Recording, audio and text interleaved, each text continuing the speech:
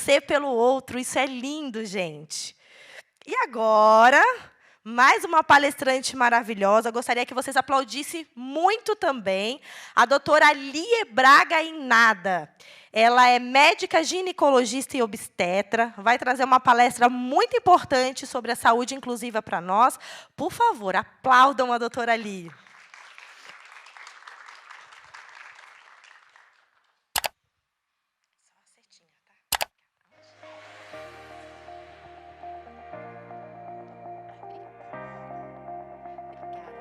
Obrigada. Bom dia, gente. Tudo bem? Que responsa, né? Vir depois do Dr. André, né? E assim, antes do café, precisa ser bom, né?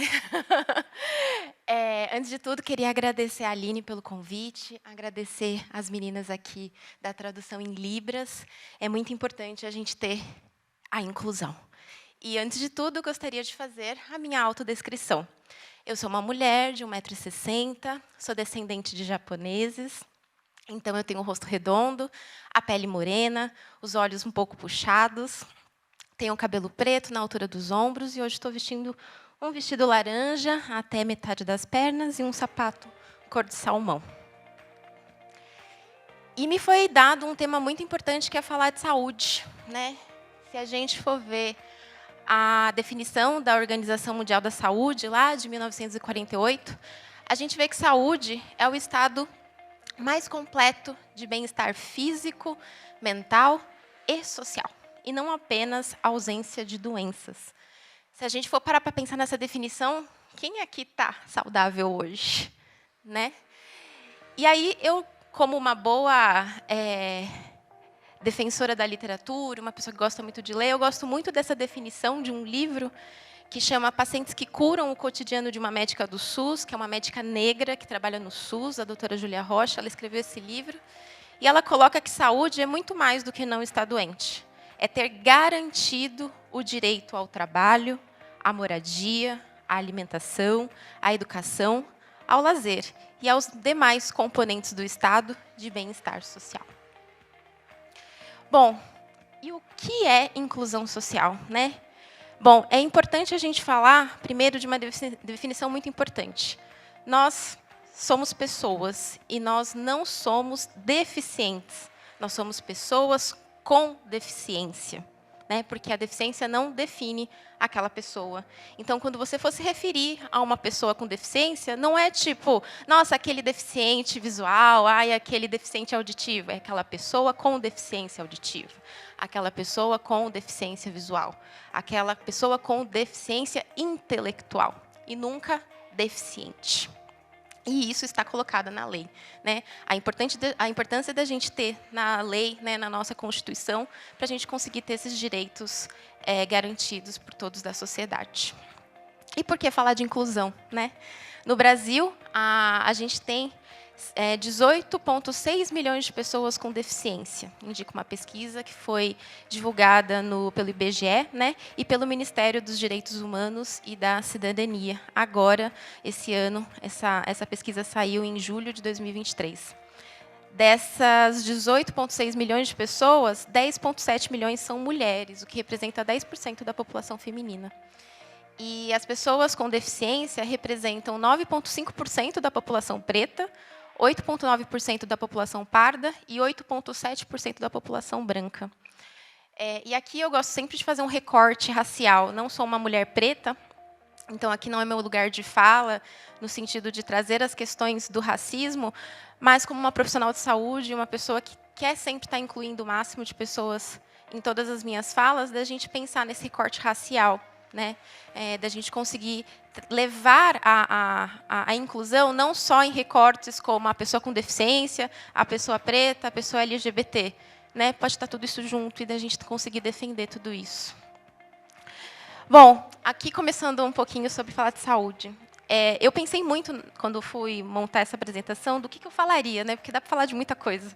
Dá para falar de gordofobia na saúde, né? De como as pessoas olham a obesidade como uma questão de, por exemplo, falta de boa vontade, né? Falta de vergonha, a pessoa que é preguiçosa, tal. Poderia falar de como as pessoas pretas sofrem racismo dentro das instituições de saúde. Mas quis focar em 2 temas, e um deles vai ser falar um pouquinho sobre lesão medular, e a outra vai ser sobre LGBT, a comunidade LGBT. Bom, começando com a lesão medular, pessoas que sofrem algum tipo de acidente, dependendo do nível da coluna cervical em que é acometido esse trauma, essa pessoa ela pode ser tetraplégica ou paraplégica. E quando a gente pensa numa pessoa que está em uma cadeira de rodas, a gente sempre pensa na limitação de movimentos, aquela pessoa que não consegue uma acessibilidade, precisa de uma rampa, mas a gente tem que lembrar de outras alterações. Né? Ela não perde só o movimento, ela perde a capacidade de sentir temperatura, ela perde a capacidade de ter o toque, né, a sensibilidade daquela área afetada. E também perde um dos nossos principais componentes de sobrevivência, que é a dor. A dor protege. Quando você está lá fazendo algum esforço físico e começa a sentir dor, o que você faz? Você para, porque você sabe que se você continuar fazendo aquele esforço, você vai se machucar, você vai se lesionar. Mesma coisa com temperatura. Você está lá fazendo um arroz no fogão, se você encosta no que está quente, o que você faz? Você tira a mão rapidamente. Então, isso são medidas até de sobrevivência. E a gente tem que lembrar de pessoas que têm alguma lesão medular ou pessoas com deficiência, que elas perdem também essas alterações. E outras questões que muitas vezes não são faladas. E aqui eu vou fazer uma provocação para os engenheiros. Pessoas com lesão medular têm alteração da sua pressão arterial, da frequência cardíaca, e também tem 2 entidades que a gente chama de intestino neurogênico e bexiga neurogênica. E aqui eu vou falar especificamente da bexiga. A bexiga neurogênica é quando a gente perde a capacidade de sentir vontade de fazer xixi. Todos nós estamos aqui, bebemos água, enche a bexiga de urina, a bexiga manda um sinal para o cérebro e fala assim, olha, estou ficando cheia, preciso que você vá no banheiro fazer xixi. E aí, se você está no meio de uma palestra, né, no meio de uma aula super interessante, você fala, não, vou segurar um pouquinho e vou só na hora do intervalo. Isso a gente tem essa capacidade de ter esse controle. Mas as pessoas que têm deficiência, as pessoas que tiveram uma lesão medular, muitas vezes não têm essa capacidade de perceber quando precisam ir no banheiro. E se essa bexiga fica muito distendida, ela pode sofrer o que a gente chama de disreflexia autônoma. Não sei se vocês já assistiram esse filme, lindo, por sinal, indico a todo mundo para assistir, Como Eu Era Antes de Você, onde o protagonista, que é uma pessoa com deficiência, que sofreu uma lesão medular de um trauma de esporte, ele está numa festa com a protagonista, né? E ele começa a passar mal nessa festa. Ele tem alterações com o aumento da pressão, ele começa a ficar com a face bem vermelha, os pelos eriçados, ele chega até a desmaiar.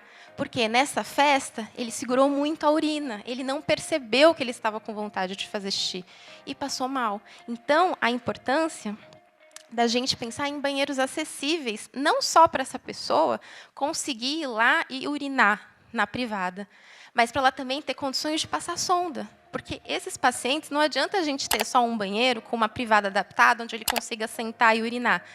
Ele precisa fazer a autocolocação da sonda. Então, ele precisa de espaço, de suporte, de tempo para isso. Né? E muitas vezes a gente pensa que a pessoa com deficiência é só aquela pessoa que precisa de acessibilidade em termos de mecânico, né? Mecanismo, de motor. E não, a gente tem que lembrar que essa pessoa tem outros tipos de deficiência também.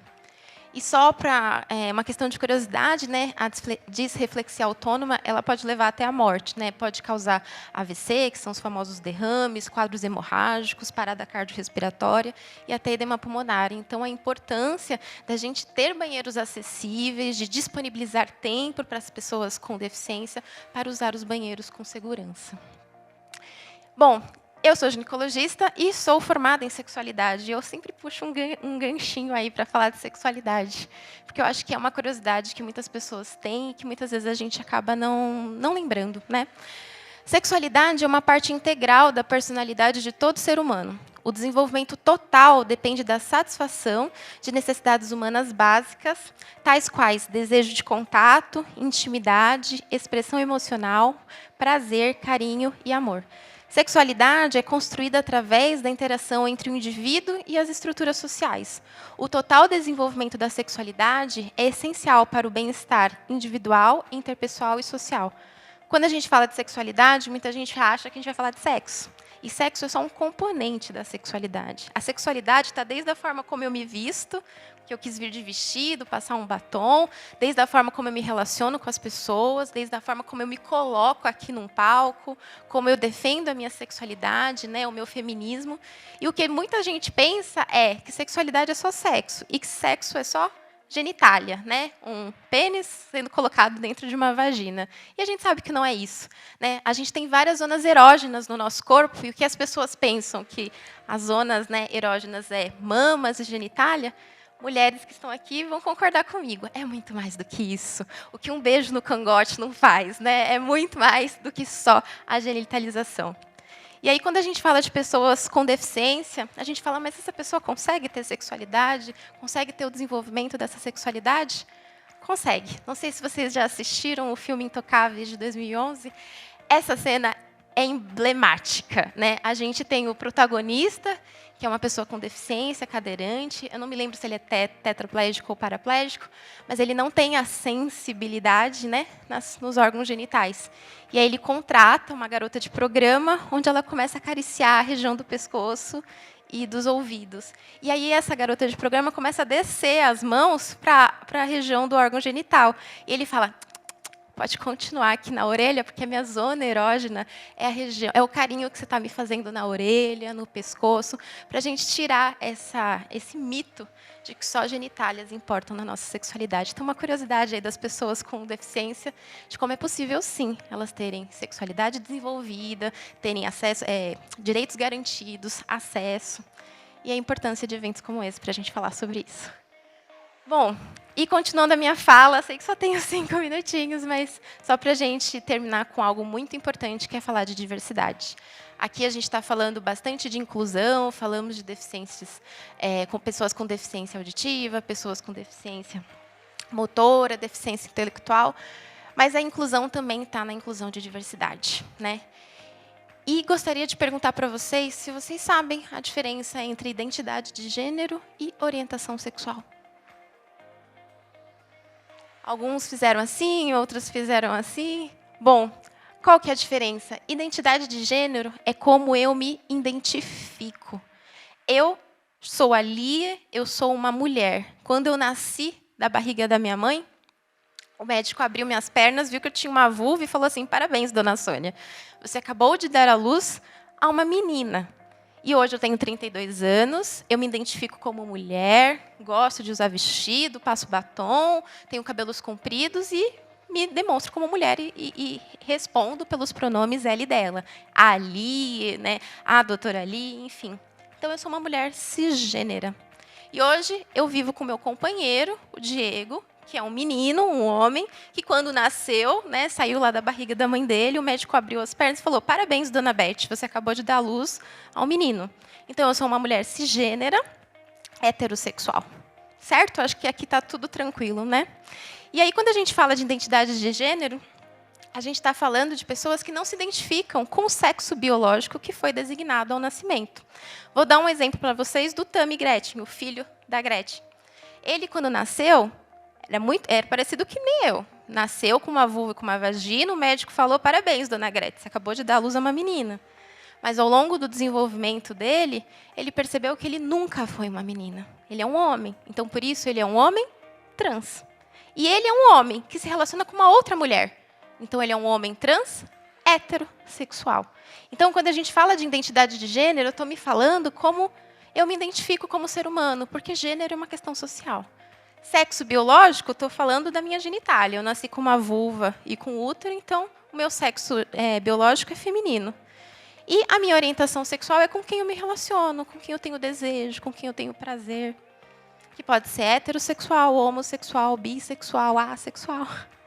E aqui é o nosso famoso bonequinho da sexualidade, onde a gente fala de todas essas questões. E eu gosto sempre de dar um exemplo desse bonequinho, onde vocês conseguem ver lá no pezinho dele papéis sociais de gênero, onde tem uma amarra. Eu sou uma mulher de 1,60 m, descendente de japonês, tenho a voz meiguinha, né? Olham para mim e falam: nossa, que doutora fofinha. Aí, se eu vou lá e me coloco, me imponho, defendo alguma coisa, defendo uma pauta polêmica, não sei o quê. Nossa, a doutora já foi um pouquinho grossa, né? E às vezes eu nem fui. Eu só falei um pouquinho mais certeira. Nós, mulheres, sofremos muito isso, né? Então, isso aqui são as amarras de gênero, né? Nessa figura, a gente consegue ver bem lá as genitálias, né, que é o sexo biológico, o coração, que é por quem eu tenho desejo, por quem eu tenho atração, e lá em cima, onde a gente tem na cabeça a nossa identidade de gênero. A minha identidade de gênero não tem nada a ver com a minha genitália. Bom, e essa aula eu gosto sempre de dar exemplos, que eu acho que fica mais fácil. Linda Quebrada participou do BBB 21, 22, não lembro, mas ela é uma travesti. Ela, quando ela nasceu, o médico olhou as perninhas, entre as pernas, e falou: parabéns, mãezinha, você acabou de dar luz a um menino. Porque ela, o sexo biológico, é sexo masculino. Mas, ao longo do seu desenvolvimento, ela nunca se identificou como sexo masculino, porque aqui ela sempre foi mulher. Tá? E aí ela se identifica hoje como travesti. E uma curiosidade, como eu falo assim, juro que estou acabando, tá bom? Curiosidade, uma mulher, qual que é a diferença de uma... Pode seguir, né? Então, tá bom. Tá acabando, eu juro. Bom, como que eu faço essa diferenciação entre uma mulher trans e uma travesti, né? A travesti é um movimento brasileiro. A gente não tem travestis que se dizem, né, sou uma travesti, em outros países. É um movimento social do Brasil, onde, né, antigamente, não muito antigamente, né, até hoje, às vezes, a gente existe esses certos preconceitos, onde a gente pensa a travesti como uma garota de programa, né? O Brasil é um dos países que mais consome pornografia trans, tá? E é o país que mais mata pessoas trans. Então, fica aí o meu questionamento, né?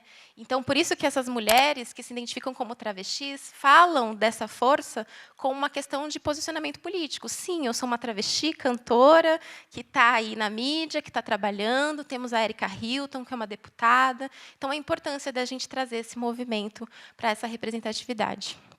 Bom, aqui a gente tem a Ludmilla e a Bruna Gonçalves. A Ludmilla é uma cantora negra, é uma mulher cisgênera, ou seja, nasceu com vulva, se identifica como mulher, e ela se relaciona com uma outra mulher cisgênera. Então, é um casal homossexual. Aqui nós estamos falando de orientação sexual e não de identidade de gênero. Bom, mulheres lésbicas, elas frequentam o ginecologista muito pouco, tá? Teve uma pesquisa recentemente que menos de 20% das mulheres lésbicas frequentam o ginecologista, com medo de sofrer preconceito, medo de sofrer comentários do tipo: ah, mas você nem transa, então não precisa colher papa. E a gente sabe que mulheres homossexuais, quando a gente vai fazer pesquisas de sexualidade, são aquelas que têm o maior índice de orgasmo, né? Por que será? Né? Onde está o clitóris? Quem conhece o clitóris? Né? Homens e a sociedade como um todo, que é muito viciada em pornografia, é baseado o quê? Naquele sexo apenas penetrativo. E a gente sabe que sexo é muito mais do que isso. Sexo é só uma parcela da sexualidade. A gente está falando de preliminares, de beijos, de respeito, de sensualidade. Então, aqui fica mais um questionamento em relação a isso. Bom, a Lady Lash, né, que é a Gloria Groove, existe bastante confusão em relação a isso, né? Bom, a Gloria Groove é uma drag queen. O que é uma drag queen? Qual que é a diferença de uma drag para uma travesti? A travesti é uma identidade de gênero.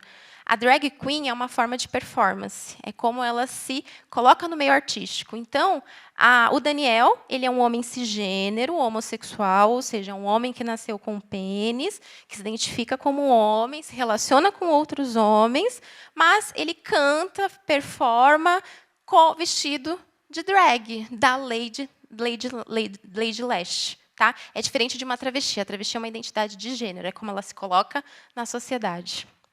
O exemplo que eu já dei, né, do Tami. O Tami é um homem trans, tá? É um homem que nasceu com vulva, que se relaciona com uma mulher. E aí, a gente está falando de um casal homossexual ou um casal heterossexual? Vocês estão vendo o quê? Um homem e uma mulher, certo? Então, é um casal heterossexual. Poli, mas são duas pessoas com vulva, porque ele é um homem trans. Não importa. Lembra que eu falei que gênero é o que a gente se considera e não é baseado na genitália? Então, sim, tenho duas pessoas com vulvas, mas eu tenho um homem e uma mulher. Então, é um casal heterossexual. Outro exemplo, Paulo Gustavo, nosso querido Paulo Gustavo, que nos deixou em 2021. É um homem cis, que tem pênis, e era casado com o Thales, um outro homem cisgênero, um homem que tem pênis. Então, a gente tem um casal homossexual. E aqui um exemplo que às vezes dá um pouquinho de tilt na cabeça das pessoas. Aqui a gente tem o Popovás, que é o que está vestido com o moletom azul e rosa. O Popovás, ele é um homem trans gay, ou seja, ele nasceu com vulva e vagina, ao longo do seu desenvolvimento se identifica como um homem, nunca foi mulher, sempre foi homem.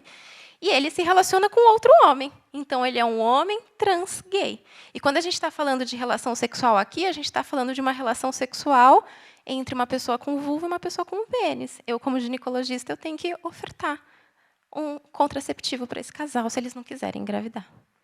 Certo? Dá um tilt na cabeça. Mas, quando a gente... Eu sei que dá um tilt. E aqui, mais para frente, eu vou fazer um questionamento em relação a esse tilt. Bom, então, hoje, aqui na minha palestra, o que vocês vão sair daqui como multiplicadores? Hoje, vocês não vão mais confundir o que é orientação sexual de identidade de gênero, certo? Deu para entender a diferença do que é. Aqui, vocês vão entender que a gente não fala mais em sufixo ismo, não é mais homossexualismo, transexualismo. Isso refere a doença, a transtornos mentais. E hoje já não são mais considerados doenças mentais, já foram. Tá? Em 1990, saiu do CID como doença mental. E hoje a gente fala como homossexualidade e transexualidade. Travesti é uma identidade de gênero feminina. Então, jamais falar o travesti ou o traveco. É a travesti. A travesti é uma identidade de gênero feminina. Bom, muitas pessoas aqui com certeza falam a sua opção sexual, porque você optou em gostar de uma mulher, ou você optou de gostar de um homem. Gente, numa sociedade machista, transfóbica, homofóbica, você acha que qualquer um de nós ia querer ser lésbica ou gay, sabendo que você pode atravessar a rua e ser morto? Ninguém, né? Acho que ninguém, em sã consciência, escolheria ser assim na sociedade que a gente vive. Não é uma escolha, tá? É uma orientação. A pessoa já nasce assim. Isso é comprovado em estudos científicos. A medicina já entende isso. Não entende mais isso como uma doença, e sim como uma variabilidade da sexologia humana, tá? Nome social, né? Você vê uma pessoa que você fala, putz, não sei se é homem, não sei se é mulher, e aí, como eu saio dessa? Pergunta. Tá tudo bem perguntar. Oi, tudo bem? Eu sou a Lia. E você? Quem é? Como que eu te chamo? Como você gostaria que eu te chamasse? E lembrar também que nós temos as pessoas não binárias, que são as pessoas que não se identificam nem com o feminino e nem com o masculino. A gente começou aqui a palestra falando bem-vindo a todos, todas e a todes. Eu recebo muitas críticas de algumas pessoas falando assim, esse povo aí quer mudar a língua portuguesa, quer inventar a palavra que não existe.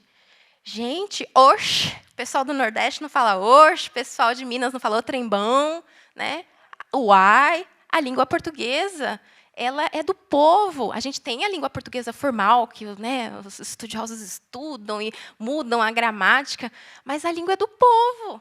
E se alguém vai se sentir incluído, de eu respeitar os pronomes e falar o pronome ele, dele, falar todes, desculpa a língua portuguesa, mas eu vou falar. E, por fim, a gente tem que sair dessa bolha cis-heteronormativa. A gente tem que normalizar que homens podem ter vulva, homens podem menstruar, homens podem engravidar, assim como mulheres trans podem amamentar, isso já é possível, tá? E essas pessoas podem ser pais e podem ser mães e cuidadores. Bom, para finalizar, eu sei que deu tilt em muita gente aqui, talvez esse seja o primeiro contato que muitas pessoas estejam tendo com esse tema. E eu gosto muito dessa hashtag que chama Conviver Transforma. Quando a gente convive, quando a gente conhece, isso transforma a gente. Tenho certeza aqui que a maioria de vocês nunca viu uma pessoa trans, nunca conversou com uma pessoa trans. Bora conversar. A gente tem uma série no Netflix chamada Sex Education, que fala bastante sobre esses temas.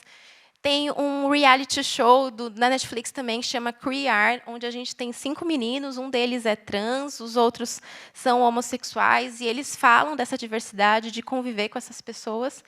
E, de literatura, indico o livro Vidas Trans, que conta a história de 4 pessoas trans.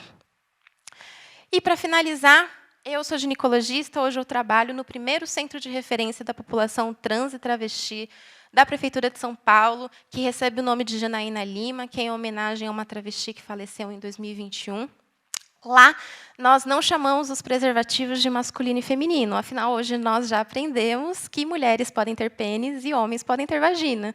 Então, nós chamamos de preservativo interno e externo, E, voltando ao assunto dos banheiros, né, os engenheiros e arquitetas aqui, a gente pensa tanto em acessibilidade, em banheiros acessíveis para pessoas com deficiência, que tal termos nas nossas instituições banheiros sociais, banheiros onde qualquer pessoa pode usar, porque um dos principais constrangimentos de pessoas trans hoje é: sou uma mulher trans, eu uso qual banheiro? Gostaria de usar o feminino, mas muitas vezes isso não é respeitado. Ou sou um homem trans e gostaria de usar o banheiro masculino, mas tenho medo de sofrer assédio e violência sexual dentro dos banheiros. E é isso, gente. Hoje a minha palestra, como, né, todo mundo aqui, é para a gente quebrar barreiras, quebrar preconceitos. E eu gostaria muito que vocês tirassem o preconceito do caminho e deixar a gente passar com amor. E é isso. Muito obrigada. A gente nunca está velho demais para aprender, então, bora aprender mais. Obrigada. Obrigada, seu mimo. Deixa eu tirar foto, aí eu já falo.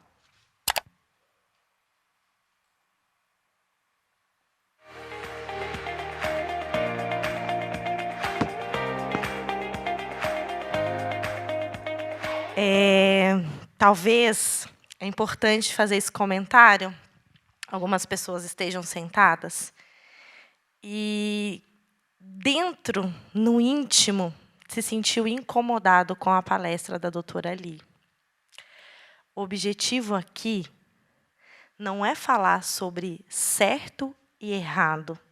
Nós sabemos que, dentro dessa fala, existem inúmeras questões culturais, né, doutor André, que afetam até o esclarecimento sobre tudo que foi passado através da doutora Li.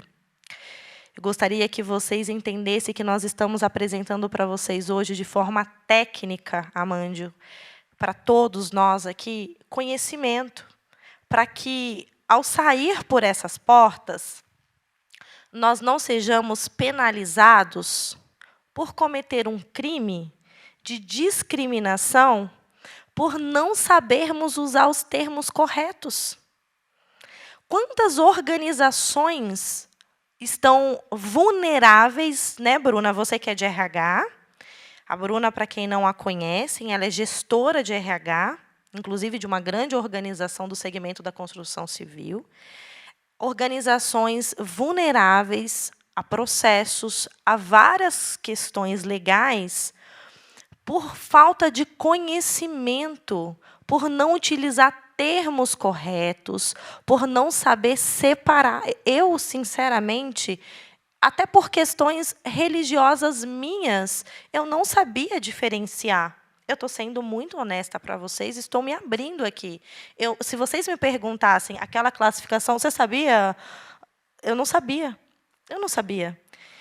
E hoje eu estou me desconstruindo e me construindo dentro desse conceito de aprendizado. Então, quando a gente vê uma palestra da doutora Li, ela não está aqui, gente, defendendo o que é, né, a questão, se a pessoa vai escolher ser, se ela vai escolher não ser. Isso é individual, é particular de cada indivíduo.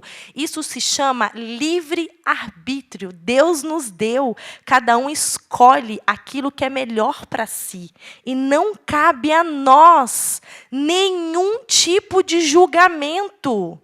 O que nós temos que fazer enquanto sociedade é respeitar. Este evento hoje de inclusão é sobre respeito. É para você ter o conhecimento, para que você tenha atitudes sociais corretas, que você tenha respeito, que você tenha amor, que você tenha empatia. Se você não quiser ter amor e empatia, tudo bem. Seria muito bom para você mesma e para você mesmo que você tivesse. Mas se você não quiser ter essas duas coisas, o respeito você é obrigado. Porque quando você sair por essas portas, existem questões legais que o doutor André foi muito gentil em não trazer. Mas vale a pena, talvez, um outro evento só para falarmos de sanções legais.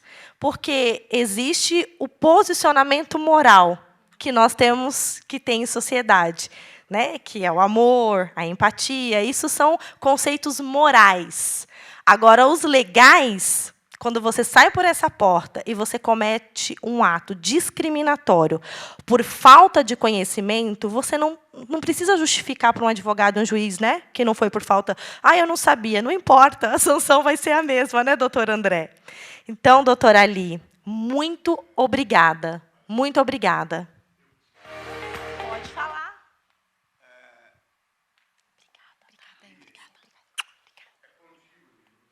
Ai, fique.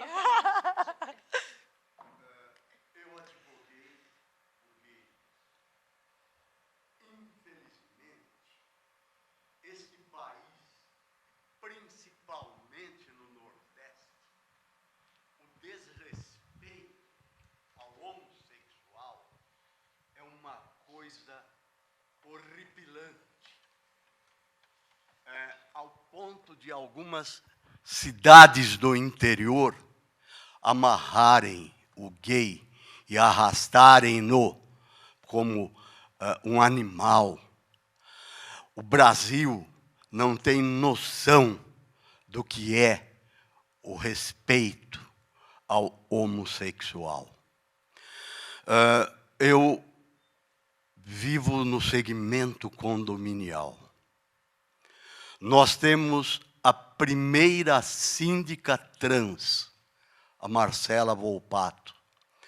Eu tive a honra de participar de uma live com a Marcela Volpato, a quem eu amo, e a recíproca da Marcela Volpato a mim é a mesma. Ela é digna de um respeito, e é respeitada nesse país todo, como uma cidadã.